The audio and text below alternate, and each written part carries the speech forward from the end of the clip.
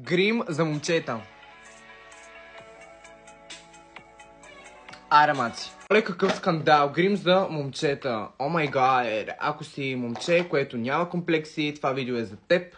И ако си момиче, by the way. Също, ако си люнинска батка, scroll this video. Нека нормализираме в България и мъжете да се гримират. Не говорим за грима, който си правя по принцип. Говорим за лек грим, с който можеш да ходиш на работа, на даскал и в същото време буквално да не си личи, че имаш грим.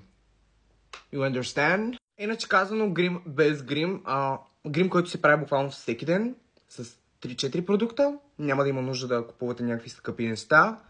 Просто няма да се налага. Let's go. Изключително важно, не знам за кой път вече го повтарям, е да имате някакъв крем в рутината си и крем, който ще ви служи за база за грима или слънцезащита, няма значение, просто нещо, което да придава блясък и мекота на вашата кожа.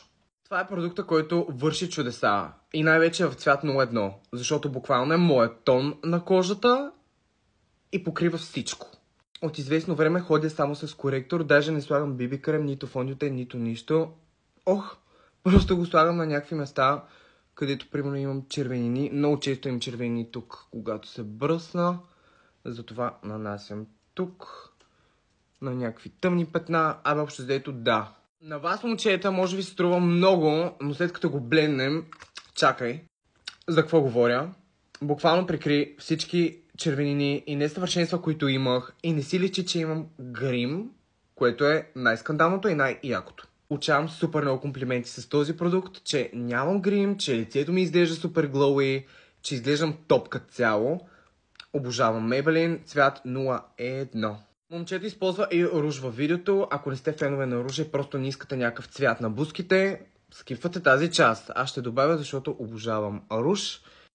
Буквално ружа придава жизненост на кожата и просто изглеждам по човек, който диша. Сещате. Момчета, стресвайте веждите си, това е много важно, особено ако имате като моите маймунски вежди. Изключително важно е дори да не ги гелосвате, просто леко да ги минете.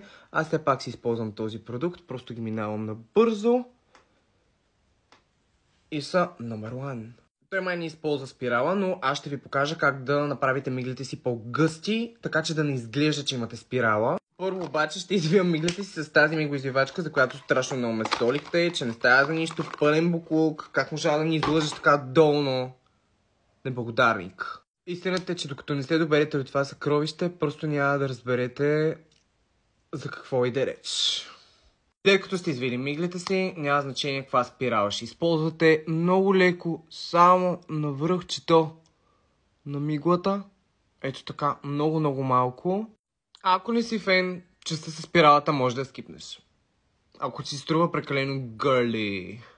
Но аз мисля, че ще изглеждаш топ. Слагам много малко гланс, балсам, няма значение какво. Нещо, с което да хидратирам устните. Това е на Panacea Angel Kiss. И буквално сме готови. Ако ви е много странно с такъв грим и няма да се възприемете, пробвайте поне с коректора. 1-2 точки върху някакви несъвършенства, петънца или пъпки, ако имате. Просто за да ги закриете и след това вече, ако прецените, you know. Буквално това е моят everyday мейкъп. Наистина, ако си мислите, че излизам с full face of мейкъп и арт мейкъп, се лъжете жестоко. Аз съм момче като вас.